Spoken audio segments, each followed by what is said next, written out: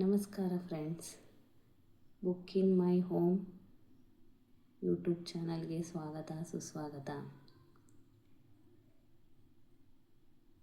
ಇದು 2ನೇ ವ್ಲಾಗ್ ಆಗಿರುತ್ತೆ.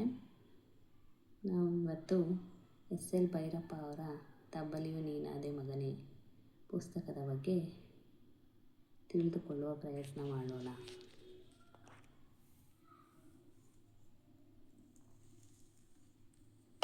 ನೋಡ್ತಾ ಇದ್ದೀರಾ ಫ್ರೆಂಡ್ಸ್,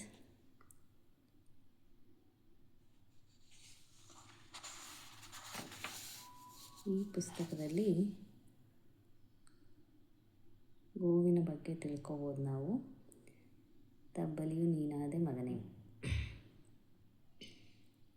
ಗೋವನ್ನು ಸರ್ವದೇವತೆಗಳ ಸ್ವರೂಪವೆಂದು ಪೂಜಿಸುವ ಕಾಳಿಂಗಜ್ಜ ಮತ್ತು ಅದು ಹಾಲು ಮಾಂಸಗಳನ್ನು ಕೊಡುವ ಪ್ರಾಣಿ ಮಾತ್ರ ಎಂದು ಭಾವಿಸುವ ಅಮೆರಿಕದಿಂದ ಹಿಂತಿರುಗಿದ ಮೊಮ್ಮಗ. ಇವರ ಮೌಲ್ಯ ಸಂವೇದನೆಗಳ ನಡುವೆ ನಡೆಯುವ ತಿಕ್ಕಾಟವೇ ಈ ಕಾದಂಬರಿಯ ವಸ್ತು.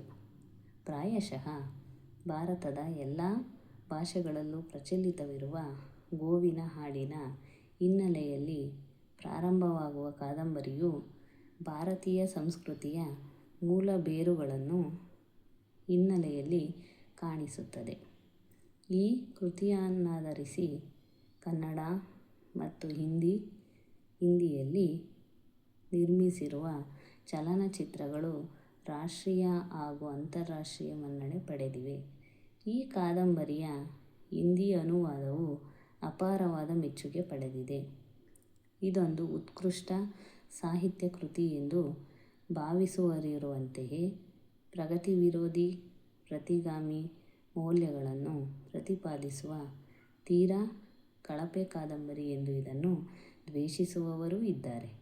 ಪ್ರೀತಿ ದ್ವೇಷಗಳೆರಡನ್ನೂ ಪ್ರಚೋದಿಸುವ ಈ ಗುಣವು ಕಾದಂಬರಿಯ ಶಕ್ತಿಯ ಗುರುತಾಗಿದೆ. ನೋಡಿದ್ರಲ್ಲ ಫ್ರೆಂಡ್ಸ್, ತಬ್ಬಲಿಯು ನೀನಾದೆ ಮಗನೇ ಈ ಒಂದು ಪುಸ್ತಕದಲ್ಲಿ ಗೋವಿನ ಬಗ್ಗೆ ವಿಷಯನ ತಿಳ್ಕೊಬೋದು ನಾವು.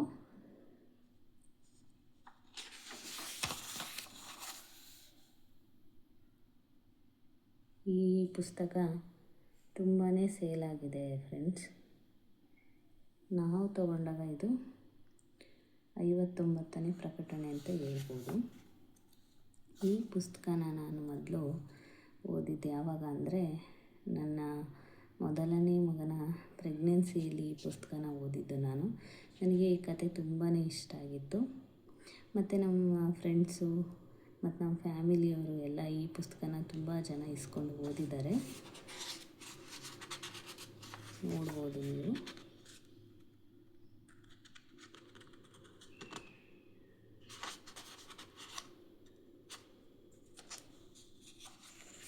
ಓದುಗರಿಗೆ ಕೆಲವೊಂದು ವಿಷಯನ ತಿಳಿಸಿದ್ದಾರೆ ಎಸ್.ಎಲ್. ಭೈರಪ್ಪ ಅವರು. ಈ ಕಾದಂಬರಿನ ಕನ್ನಡಪ್ರಭದಲ್ಲಿ ದೈನಂದಿನ ಧಾರಾವಾಹಿಯಾಗಿ ಕೂಡ ಪ್ರಕಟಣೆ ಮಾಡಿದ್ದಾರೆ. ಚೆನ್ನಾಗಿ ಮೂಡಿ ಬಂದಿದೆ.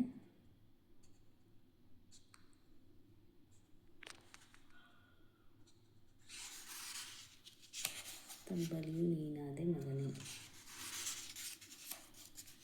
ನೋಡಿ, 1ನೇ ಅಧ್ಯಾಯ. ಈ ಕತೆ ತುಂಬಾ ಚೆನ್ನಾಗಿದೆ. ಈ ಕಥೆನ ಹಾಡಿನ ರೂಪದಲ್ಲೂ ಹಾಡಿದ್ದಾರೆ. ಚಿಕ್ಕ ಮಕ್ಕಳು ಎಲ್ಲ ಕೇಳಿ ಇಷ್ಟ ಆಗಿರುತ್ತೆ. ಪುಣ್ಯಕೋಟಿಯನ್ನು ಇದನ್ನು ಕೇಳಿರ್ತಾರೆ ಮಕ್ಕಳೆಲ್ಲರೂ. ಧರಣಿ ಮಂಡಲ ಮಧ್ಯದೊಳಗೆ ಮೆರೆಯುತಿಹ ಕರ್ನಾಟ ದೇಶದಿ ಇರುವ ಕಾಳಿಂಗನೆಂಬ ಗೊಲ್ಲನ ಪರಿಯ ನಾನೆಂತ ಬೇಡ್ವೆನು.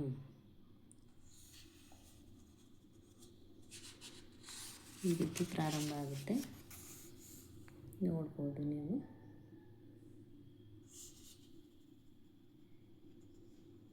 ಪುಣ್ಯಕೋಟಿ ಎಂಬ ಹಸುವಿನ ಕಥೆಯಾಗಿರುತ್ತೆ.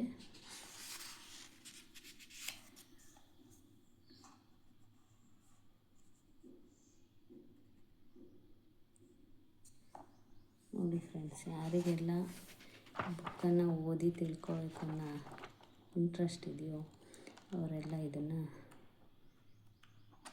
ತಗೊಂಡು ಓದಬಹುದು. ತಬ್ಬಲಿಯು ನೀನಾದೆ ಮಗನೇ ಪುಸ್ತಕದ ಬಗ್ಗೆ ಸ್ವಲ್ಪ ಪ್ರಮಾಣದ ಮಾಹಿತಿಯನ್ನು ತಿಳಿದುಕೊಳ್ಳುವ ಪ್ರಯತ್ನವನ್ನು ನಾವಿವತ್ತು 2ನೇ ವ್ಲಾಗಲ್ಲಿ ಮಾಡಿದ್ದೀವಿ. ಹೀಗೆ ಸಪೋರ್ಟ್ ಮಾಡ್ತಾಯಿರಿ ಫ್ರೆಂಡ್ಸ್. ಮತ್ತೊಂದು ಪುಸ್ತಕದ ಬಗ್ಗೆ ನಾವು 3ನೇ ವ್ಲಾಗಲ್ಲಿ ತಿಳ್ಕೊಳ್ಳೋಣ. ಯಾರೆಲ್ಲ ನೋಡಿ ಸಪೋರ್ಟ್ ಮಾಡ್ತಾಯಿದ್ದೀರಾ ಮತ್ತು ಮುಂದೆ ನೋಡಿ ಸಪೋರ್ಟ್ ಮಾಡೋರ್ಗು ನಾನು ಧನ್ಯವಾದಗಳನ್ನು ಹೇಳ್ತೀನಿ. Thank you friends. ಅಕ್ಷರದಿಂದ ಸಂಸ್ಕಾರ, ಸಂಸ್ಕಾರದಿಂದ ಬದುಕು ವಿಸ್ತಾರ ಅಂತ ಹೇಳ್ತಾರೆ ಒಂದು ಕಡೆ ಅಜಯ್ ವೈಟಿ ಅನ್ನೋರು. ಹಾಗೆ ನಾವು ಜ್ಞಾನವನ್ನು ಪುಸ್ತಕ ಓದೋದ್ರಿಂದ ತಿಳ್ಕೊಬೋದು. ಹೀಗೆ ಸಪೋರ್ಟ್ ಮಾಡ್ತಾಯಿರಿ ಫ್ರೆಂಡ್ಸ್. Thank you.